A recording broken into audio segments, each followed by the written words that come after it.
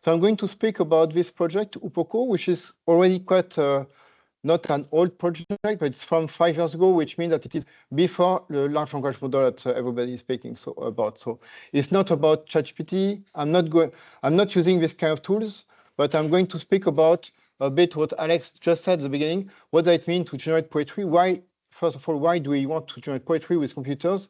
And what does it mean? Does the computer can be creative? And is there any interest of all this in all this? So it's a project with lots of people, in particular with Frédéric Mélanie Becquet, who did spend a lot of time trying to collect sonnet French poetry, and that's a huge work. So she will be at the conference, but she will only come tomorrow.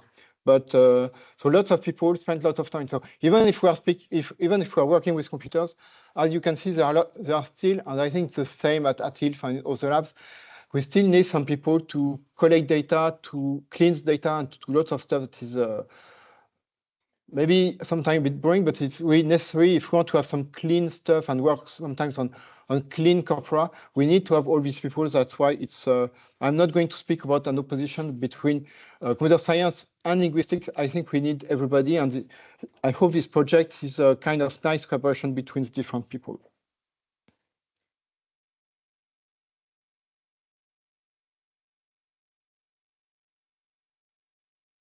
So this is the summary of what I'm going to speak about. So first of all, I'm going to speak why and who has generated poems with computers and why do we want to do this. Then I will present what we have done at LATTICE. So it's once again something very small that we did before the large language model. That was just not a game, but a way to work with poetry and to think about poetry. And I will also speak about what we have done with it, because I guess this is an applied conference and there are people teaching and really doing applied stuff, really thinking about how we can teach and have some contact with people. So that's also what we wanted to do.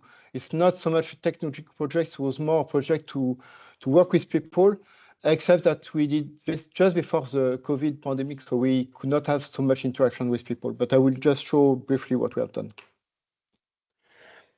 So why do people want to generate poetry with computers? And if you have a look at, if you begin to work in this domain, if you have a look on the internet, you will see lots of people generating poetry with computers.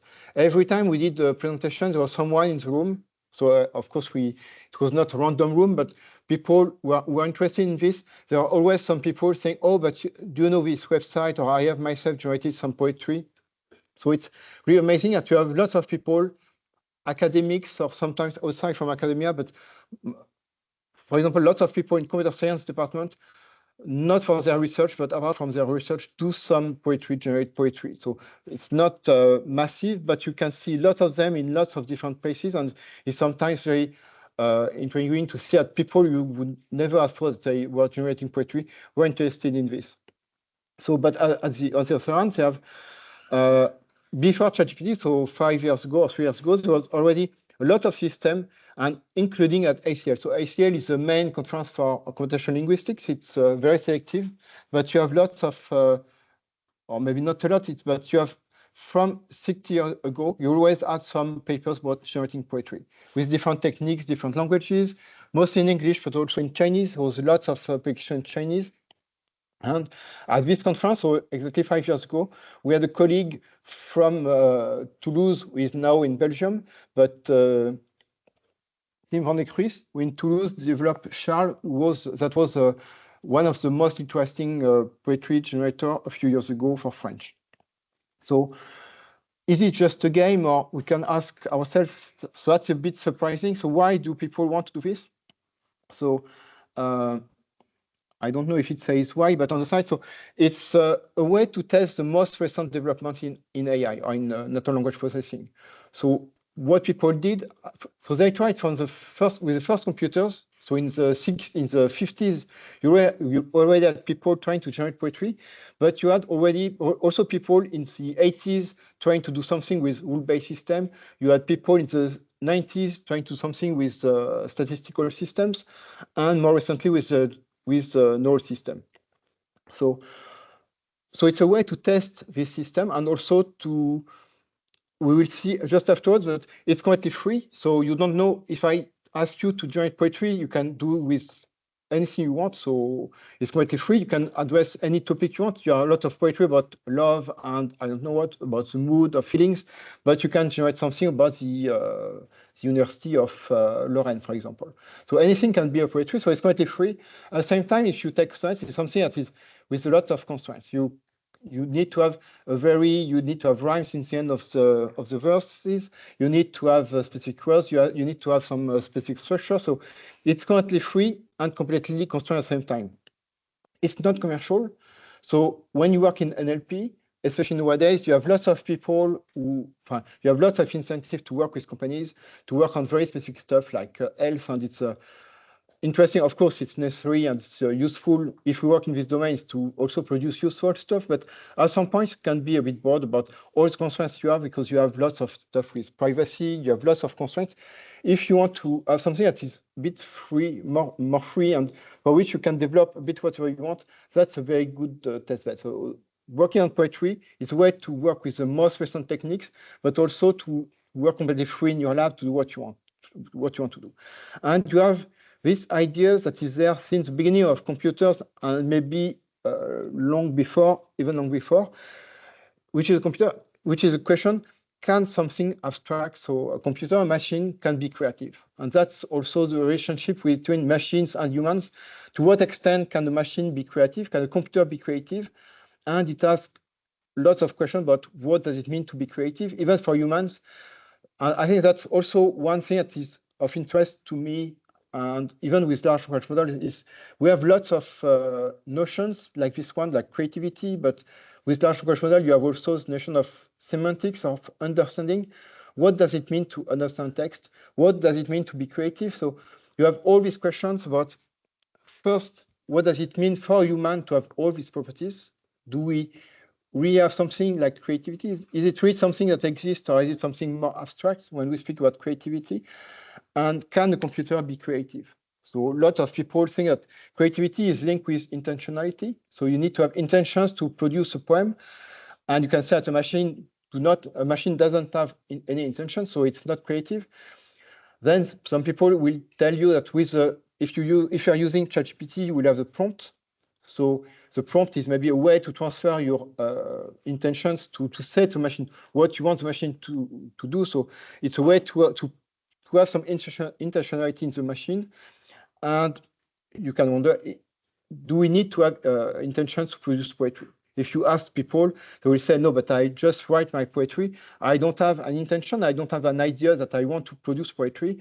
I just write things, and then at some point it's poetry, but I don't have the clear intention. So you have all these questions that are outside probably from my talk today, but you have all these questions, big questions that is, I'm not going to speak about philosophy, but I think that address very interesting questions. You have a small example from Charles, once again produced by Tim van der Kruis, so it's not at all my work, but it gives you an idea of what Tim was doing a few years ago. And as you know, when you produce text like this with a computer, you need to make sure that Majou will rhyme with de son coup, so the first and the third verse rhyme, and the same for second and fourth verse. And normally it needs to be French. It needs to have some meaning. So you can put some random words, but it will not be poetry. So that's why it's interesting. How can we produce something that is meaningful, that respects the rule of poetry, that has rhyme and so on, and that maybe evokes something for humans? And also, if I tell you this, the next question is, how do you evaluate? How do we know that it's a good or a bad poetry? And I will come back to this a bit later. So I will go a bit quicker on this next slide, but just to give you an idea, it's not something new that we are doing since poetry with computers has not appeared with ChatGPT 2 or 3 years ago. You have, as I said, you have experiments from the very beginning of people working with computers. So in Manchester, in the UK, you have Christopher Strachey, who was probably the first one to develop something with a computer. That was, his system was a love letter generator, developed in the very early 50s, so in the UK. So it's, of course, compared to what we can do nowadays, it's very simple. this guy wanted to write some kind of, so it's not really poetry, it's more a kind of declaration of love to someone. And you have this text with what is in uppercase was fixed. So you have darling something, you are my something, and so on. And then there was a dictionary, more exactly the Roger Thesaurus in English, and it was the idea was to fill the blank with some specific words. So you had something random. So you had the list of. So it was not the whole dictionary. In fact, it was just a list of 50 words, and the system was trying to get some of the adjective. All the adjective were I don't know, but passionate, lovely, and something like this. And so all was selected so that it makes sense. So it's very easy, of course. If you see, I don't know if I have it. No, I haven't put the image of the computer, but you can imagine this was a computer that was in a full room. There was nothing to program the computer. So even having 20 words on a card, or I even don't know how it was stored, was something very difficult. So doing this at the time was something very difficult. And it was one of the first computers in the UK, or maybe the second computer, I think, in the UK. So to tell you that from the very beginning, there was this idea of generating poetry. So, and you have some famous quote from Turing. So you may have heard about Turing. So he's one of the fathers of computer science. He was working in Manchester also in the 50s, and he was the guy who invented most of what we're speaking about today. So he invented the first computers and also ideas that are still discussed today about AI, artificial intelligence, and so on. So, and as soon as in the 40s, 50s, people were speaking about generating poetry with computers because, as I said in the introduction, because there is this idea of creativity. So there was, when people developed the first computers, there was very specific tasks. So one task, and people were also very interested in natural language processing. We know nowadays that it is one of the most challenging tasks for AI and for computer science. But from the very beginning, people were interested in natural language processing for two different things. For machine translation, because it was Cold War, and there was this idea that we could translate automatically everything that the Russian has produced. So there was the idea to translate from Russian to English or to French. And that is very fixed. So it's very hard to develop a system that would translate, but at least you know what you're doing. You have a text in Russian at the time, and what you want to get is the same text in English. So the task is completely fixed, completely, described, and you have no freedom.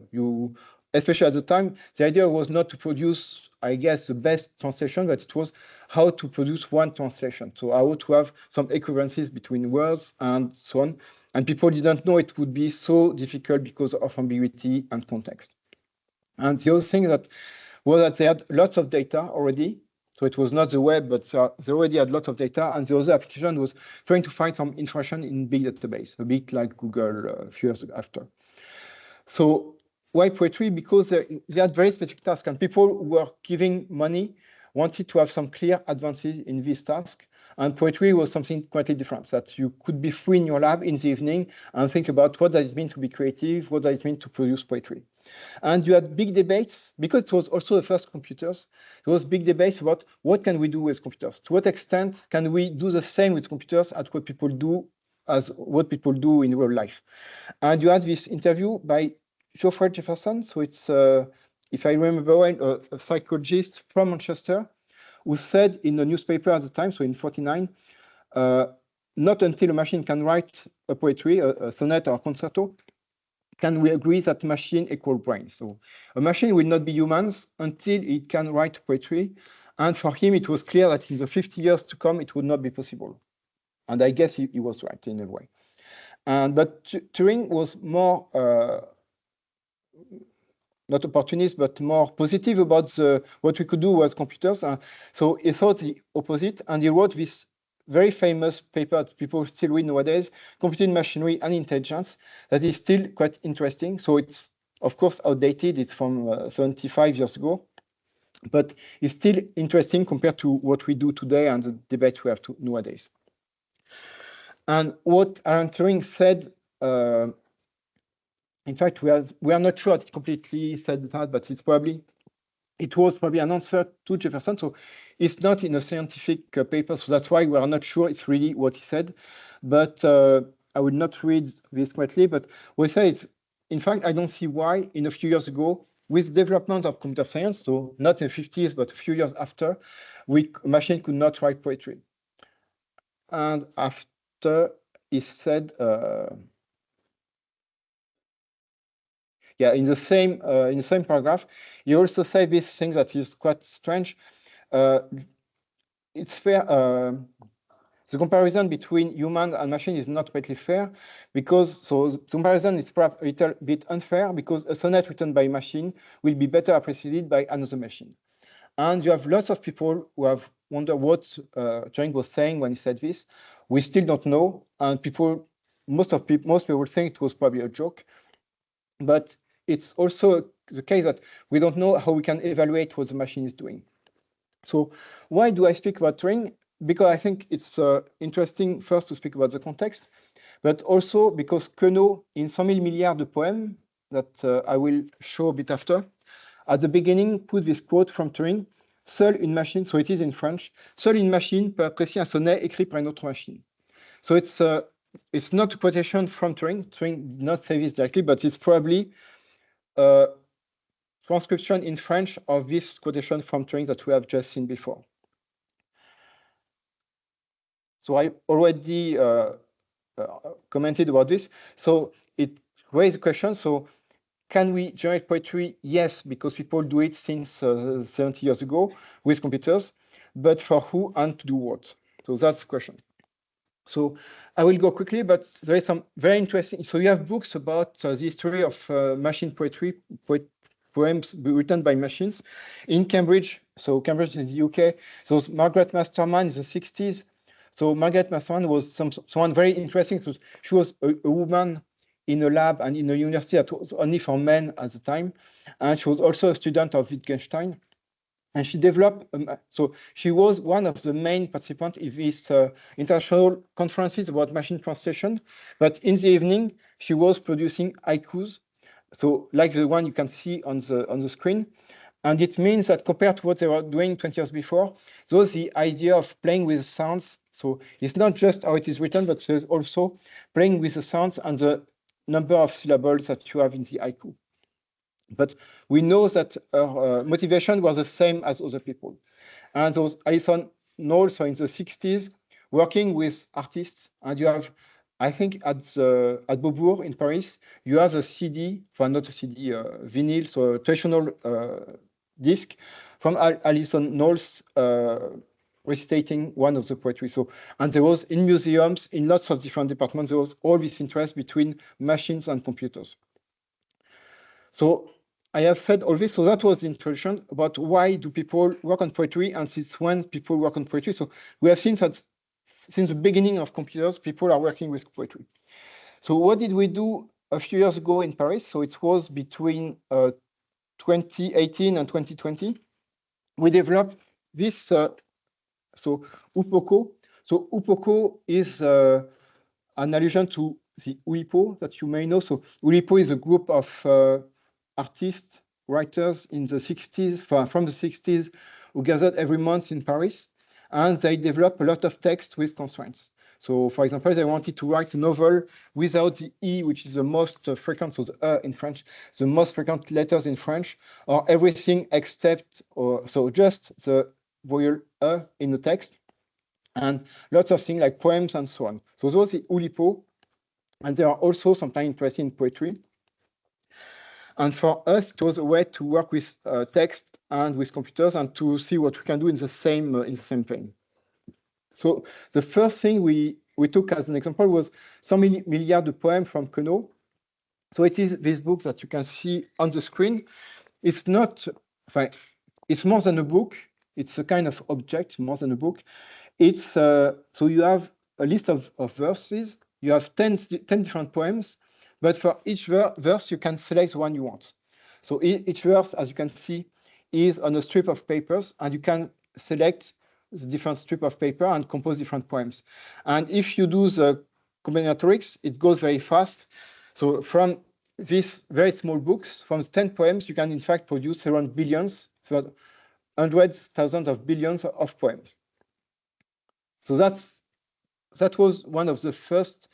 It was produced by Queneau himself, but it's also at the beginning of the Oulipo. It was the same period. And in fact, so I did not integrate this image, but you have an image from 61 of Queneau and some other people at IBM in Paris, because I put this in the computer in 61. And you have Queneau and some other people from the Oulipo going to visit the center of the research center of IBM in Paris. And in fact, there is no book about it, but we know, because there have been some testimony afterwards, that they are not very interested.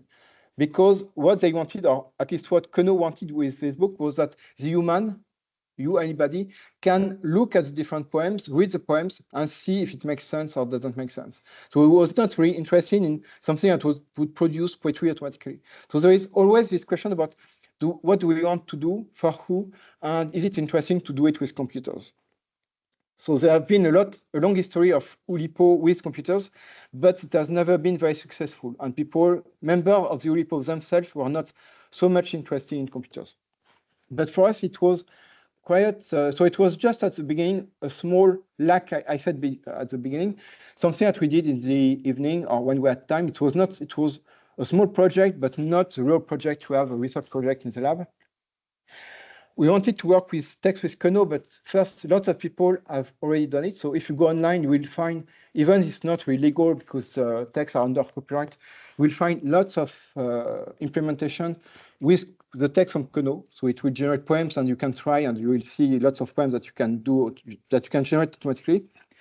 But they are under copyright, and it's just fixed. It's 10 poems, and it's probably not very interesting. Everybody, including Queneau, I guess, said that the poems were not very interesting. It was just to do this book and this object and this idea. So what we thought that it would be more interesting to do this with people who are also interested in poetry. And we thought the most fixed form of poetry in French is a sonnet, and maybe also in English. So we went back to think about what collection do we have from the 19th century sonnet. So lots of people have written lots of text. But in fact, what we discovered that there is no collection of text, or not very big collection of text that are available. Of course, you have people in different universities. I'm not saying that there is no collection of poetry that is available, but there was no big collection of sonnets available in France. So we managed to find some on Gutenberg and these kind of resources. So online, you have lots of digitized books that are available. But we also work with BNF to try to find some extensive collection. And I will give you an idea of the corpus that we collected in the end, but that was also an output of the project to collect a large collection of sonnets in French that can be reused by other people. So the idea was to do something very simple, to collect the data, to analyze the rhyme. We didn't want to do some syntactic analysis of poem because that was outside of the scope, and to imagine rather than to focus on the technical side, but to imagine what we could do with that, what kind of collaboration and what kind of outputs, or how could we work with people, and especially people in schools or other kind of events.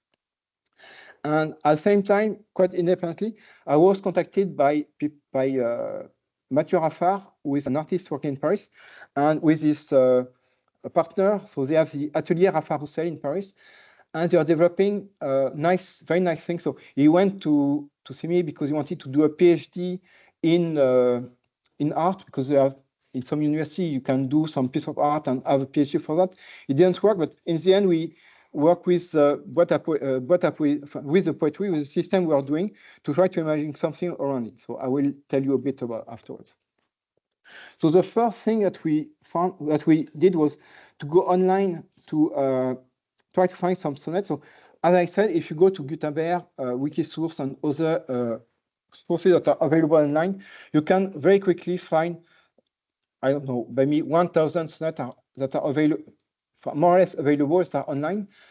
When I say more or less available, it's because they are in books. So first you need to get the data, get the book, extract the data, and do your collection of sonnets. We didn't want to have books, but we wanted to have really a collection of sonnets that was accessible directly.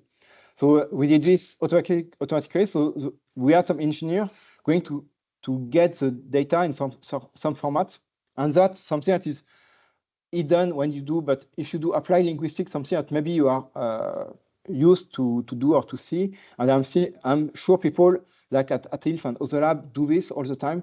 You have lots of data available online, but to get the text or to get something that is in a format that is usable for some experiment is not that easy. So that's what we did first. But then we work with the BNF, with the National Library in Paris. They extracted lots of text, lots of compilation of poetry. You have lots of books that are collection of poetry. They gave us this, so that for this part, the format was very difficult, and sometimes the data were really dirty. So for example, the OCR, so the way there is data that is not natively in digital format, so it has been transcribed, it has been automatically analyzed. The paper has been analyzed to have some electronic format, some digital format, and it means that there are lots of mistakes, lots of words that are not recognized. So we spent a lot of time working on this, and we had, in the end, nearly 5,000 sonnets that are still available on Zenodo, so everybody can reuse this collection, and we know that some people reuse them. We also, if you look at the first collections, there are only male authors, so only masculine author, and we knew that lots of poetry were written by female author, and in fact that is not part of the canon. So it was also a nice experiment going to see what is available. And we know there is this problem with aggregation, for example, for which there was only male author most of the time for the French aggregation of French, so some examination in French or the baccalaureate. We have the same, if you just go online and you go to Gutenberg Wikisource, you don't have so many data from female author, which is also a way to look at literary studies, but what is available, who was really writing poetry, and if you look at the details, there are a lot of females, so that was also interesting. So we did something very simple to analyze the structure of the text. So we analyzed rhyme. I will not detail this, but it was what we did was quite simple. We just have some thing to do, because you know that in French, if you just analyze French, the way it is written, you have no idea of how it is pronounced. It is the same in English, it's the same in different languages, but French is especially difficult. So we had a way to transform the text into some phonetic form, especially for the end of the verses. And then we add some, because that is too precise. So the written text is not very useful, but the phonetical version is not useful, not directly useful either. You have to implement different rules. So that's also interesting to see. Even people who are working on poetry are not all, they have, of course, they have a deep knowledge of all this, but they don't formalize with the computer what does it mean to analyze the versification of French and what is difficult, what is not difficult. So you have this strange thing that you have things that are clearly different sounds in French nowadays that are the same for poetry, or can be the same, and some things that are the same in French, like e or ee in the end of noun or adjectives that cannot rhyme. So we all know this, but so versification is not the same as phonetics or anything. Of course, that's we know this, but doing this automatically or formalizing this is quite difficult. And it's really interesting to see what we can formalize and what we cannot, or with lots of difficulties formalize, like dièse in French. We didn't try to do this, was quite difficult. And we discussed with Valérie Baudouin, who did the same. She did a PhD some time ago about Racine and Corneille, I think, and trying to do the same kind of analysis 20 years ago with the rhyme analysis, and she had the same difficulties. It is quite interesting and quite difficult to do in French. We have lots of different formats for the sonnets. That's quite traditional, but we implemented all of this in the system. And just to give you an idea, and I think there is a demo this afternoon, so I can give you more example. We can generate this kind of poem. So it's, I know, interesting, a bit stupid, and does not really make sense. So what we do is just, as I said before, we generate something that looks like a sonnet, it has the structure of a sonnet, so it means that the rhymes are okay, generally speaking, but there is no semantics and there is no syntax. So it means that if you take, especially the parts that are in red on the slide, if you take étrangler, you have some infinitive verbs in French.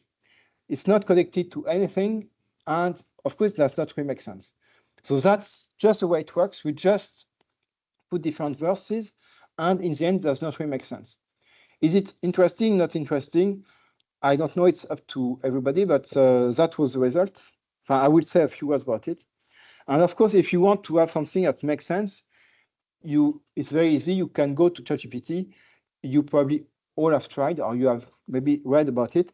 If you ask ChatGPT to write a sonnet about the University of Lorraine in the style of La Fontaine, it will produce something that is quite meaningful, probably not very deep, not probably interesting, and probably better than anything that we can do in this room together, or anybody can do, because it is trained to do this, and it will not have the same problem as we had in this system. It will be coherent from a syntactic and semantic point of view. So that is what we can do now. And there is this question, is it interesting now that we have ChatGPT? But I will go to the next part to discuss why did we do this? First, because we wanted to play with system. We wanted to try to do this formalization and versification. So there are a lot of things in this system that was already interesting. Maybe not, I would not maybe speak about it today to you if it was just this, but for people working on poetry, it was working in a lab about NLP, natural language processing. That was already quite interesting. Then what we did was different output. So there is this database. So one thing that we did in this project was what I already said, this collection of poetry that people from very different areas, people working with poetry, poets, people doing PhD on sonnet can use. So that is nothing to do with our system.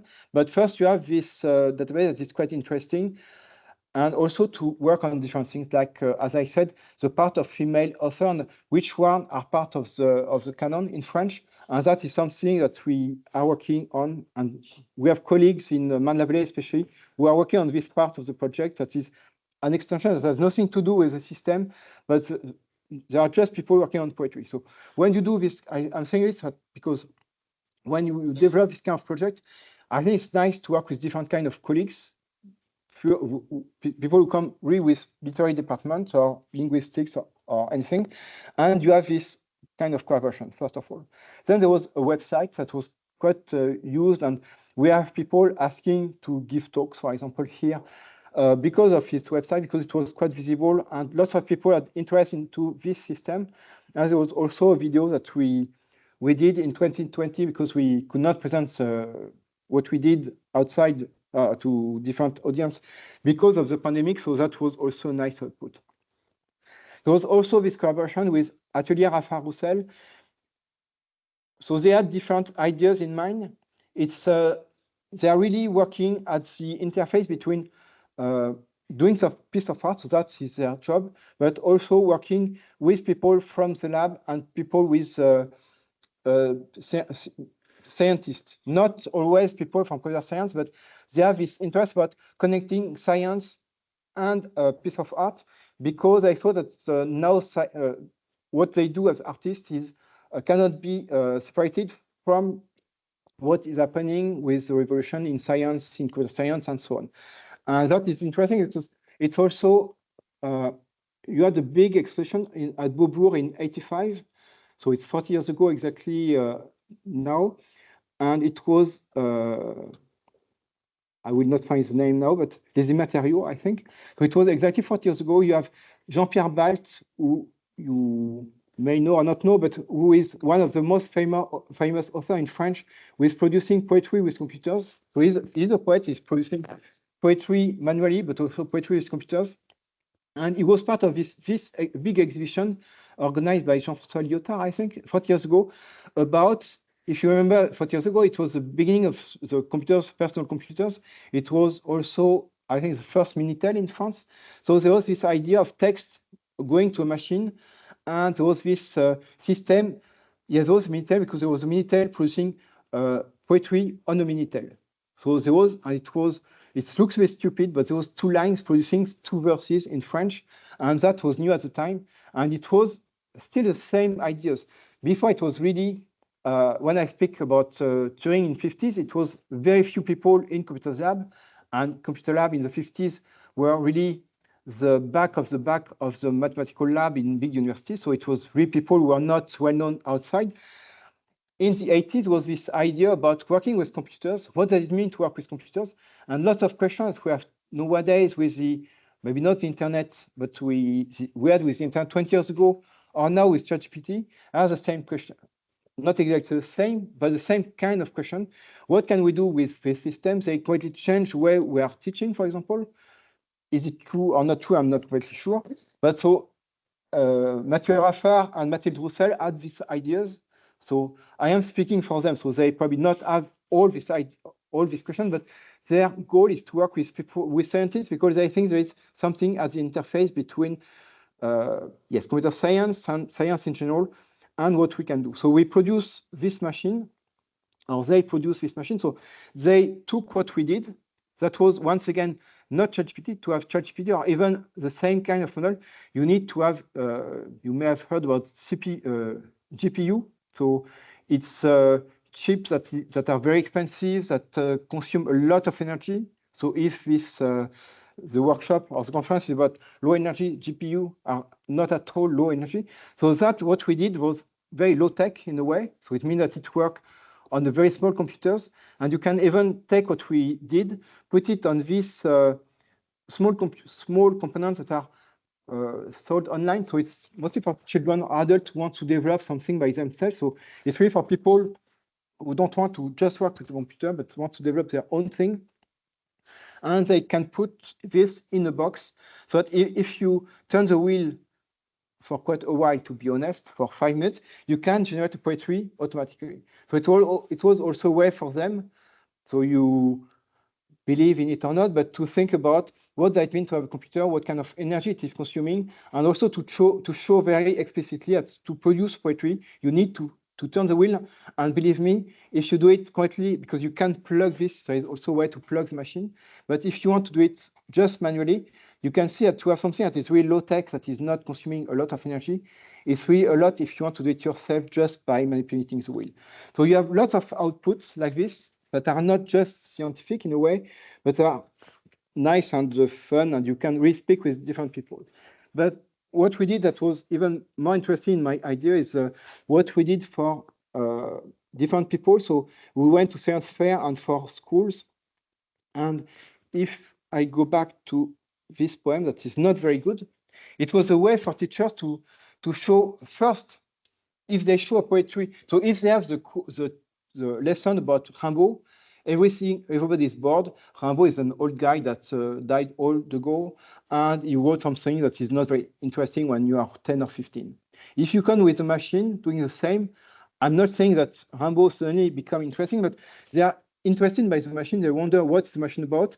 And everybody, children or adults, when you show this, and that's, you can see it on the computer, you want to see, oh, but the fifth rhyme, the fifth verse is very strange. What is that about? Where does it come from? So people with the mouse, you can put the mouse on the verse and have the reference. So you can see it is something from I don't know, Charles Lecros or Rimbaud, or I don't know. And you can go to the database to see what is real poem, because sometimes you have one verse is very strange. But for teacher, it was also a way, what they are teaching, what they told us is that coherence of a text, when a child has to write a text, is not so easy to say that the beginning of the text and the end of the text need to have progression, but you also need to have something that is coherent. You cannot go from one idea to the other idea, or one sentence needs to be linked to the other one. And that was a kind of contra example. So they think it's a machine, so it will be quite perfect, quite good. I'm not saying that we did some mistakes or it's not quitely, it's not the best system on purpose. That's just because we did this way. But because it worked this way, it's a way to say, okay, you have seen the verb étrangler in the fourth verse. It is not connected to anything else. So this text is not coherent. So we need to rewrite the text, or we need to do something about coherence in text. So it was a way to show poetry from different angles. and also to have some idea about what does it mean for a text to be coherent, and so on. And what most people said was that it was a very good way to introduce people, especially pupils in schools, to poetry.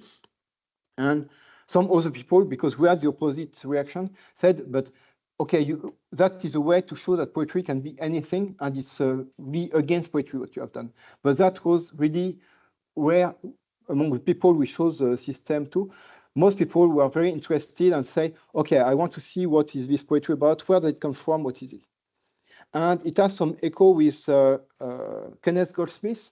So you may not know Kenneth Goldsmith. This book has been translated in French as, I am not sure, but something like L'écriture sans écriture.